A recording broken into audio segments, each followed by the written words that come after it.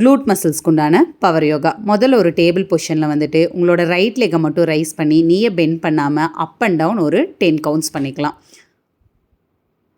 அப்படியே உங்களோட right லெக்கை bend பண்ணி கிளாக் வைஸில் ஒரு 5 to 10 கவுண்ட்ஸும், ஆன்டி கிளாக் வைஸில் 5 to 10 கவுண்ட்ஸும். இதில் உங்களோட பாடியை பெருசாக மூவ் பண்ணாமல் முடிஞ்ச அளவுக்கு உங்களோட காலை மட்டும் நல்லா ரொட்டேட் பண்ணுங்கள். அதுக்கப்புறமா அந்த காலை அப்படியே பெண்ட் பண்ணிவிட்டு நீங்கள் சைட் வேஸில் நல்லா ரைஸ் பண்ணி அந்த காலை ரைஸ் பண்ணலாம். இப்போ அந்த காலை பெண்ட் பண்ணி உங்களோட எல்போ வரைக்கும் கொண்டு வந்துட்டு அப்படியே பெண்ட் பண்ண மாதிரியே மேலே ரைஸ் பண்ணலாம். இது எல்லாத்தையுமே முடிஞ்ச அளவு கீழே காலை வைக்காமல் ட்ரை பண்ணுங்கள்.